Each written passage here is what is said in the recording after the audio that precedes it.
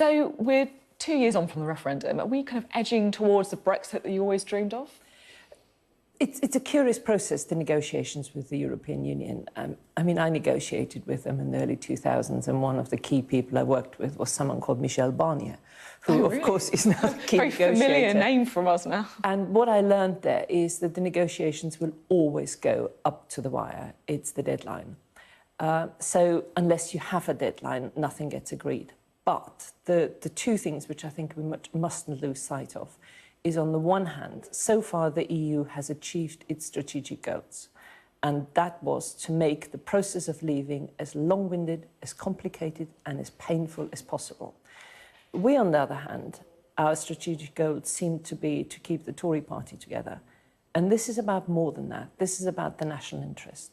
And if what some people are concerned about is uncertainty, then surely getting to a point where we end the uncertainty and are clear about leaving, the better for all, whether you're a Remainer or a Leaver. So do you think that Theresa May is more worried about her own party discipline than the Brexit deal? Well, she needs to be worried about the party discipline because that's what she requires to implement the government policy. But now that we have the withdrawal bill, it's gone through Parliament, and we know we're negotiating heads of agreement, we must have a withdrawal treaty which is clear about the broad principles.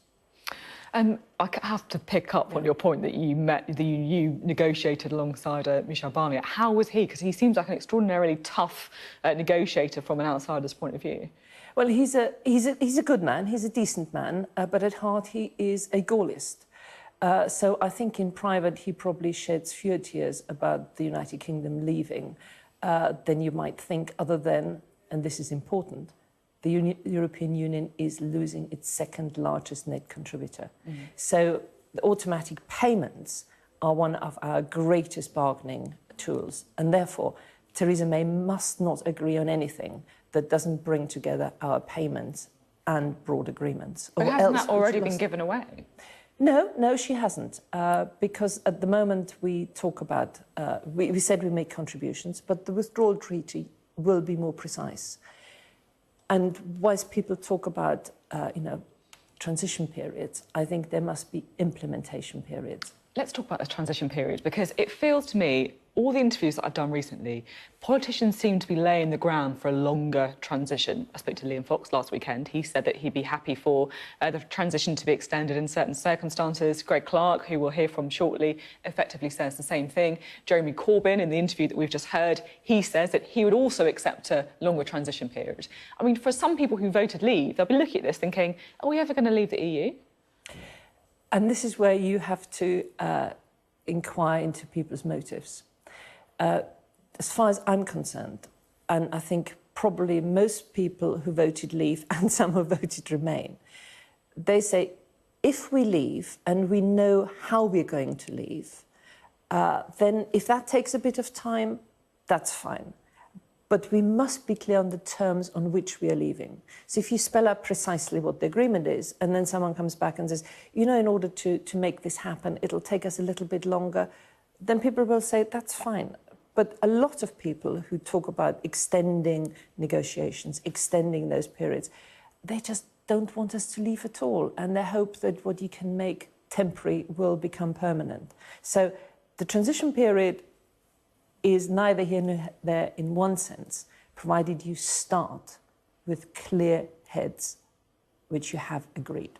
Talking about people who don't like the result of the referendum, many of them in your own party, it feels as if there is a growing momentum, to coin a word, to get a second referendum on the final deal. Momentum members voting to back this, many of them, Unite members accordingly, apparently doing the same. Are you worried that actually the Labour Party position may shift? What I would say to both sides is that uncertainty is the one thing which concerns business in terms of investment. It's the one thing which many of the Remainers have criticised about the process so far. And I think that if your motive for calling for a second referendum is to delay and overturn the decision, then you do two things. You undermine democratic institutions because we promised a referendum and the Prime Minister said, whatever you decide, I will implement it. And also you increase delay and uncertainty. And I can't see how that could be good for anyone. Talking about the Jeremy Corbyn interview as well that we just listened to, one question that I asked him was whether Brexit was the problem or if it was the government's handling of Brexit. And he said it was the government's handling. So, there's been suspicions about Jeremy Corbyn. He, of course, denies it. But do you think that he has a certain sympathy towards, the Brexiteer cause? All I can observe is that whilst by and large in the 20 years I always was a very loyal Labour Party backbencher, however, I tended to break rank when the word Europe was in legislation, and on those occasions Jeremy Corbyn tended to be in the same division lobby as me. That is the only... But I think there comes a moment where, irrespective of what you thought in the past and what you think of the government's handling, what struck me over the last 2 years, we seemed to stop talking about the future. We kept harking about all kinds of past deals. And my challenge to both the Cabinet but also to our front bench is, let's look ahead. The world around us is changing. Technology, trade deals, international conditions. Let's make the UK fit for the future.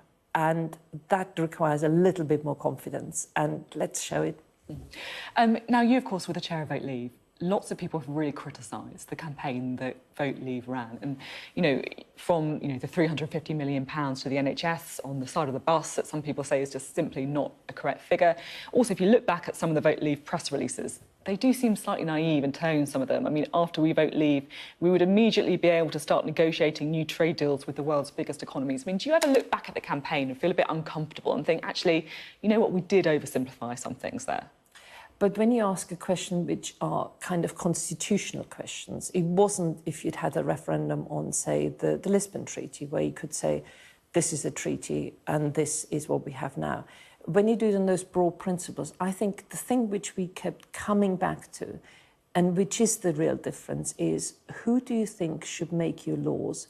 Who do you think should do your trade deals? I understand that those were the arguments that you made during that campaign, very eloquently, but did you not feel a bit uncomfortable at some of the other people around you in the campaign and the way that they did seem to be simplifying some of those arguments?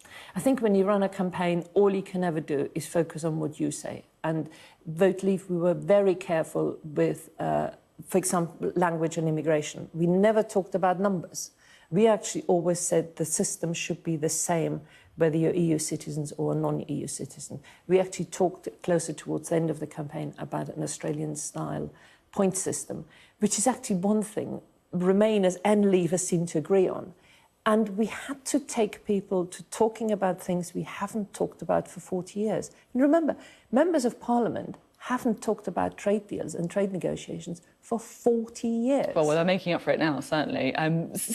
There's lots of things in the papers today as well about Conservative leadership battles. So just before you go, I'm keen to get your thoughts on two people whose names are often mentioned, two people you worked very closely with at Vote Leave, Boris Johnson and Michael Gove. Do you think either of them are Prime Minister material? Well, straight answer, come on. It's the process of the campaigns which will mettle whoever it is. But I have to say that I've enjoyed working with both of them, and I don't think their public image does them justice. OK, thank you very much.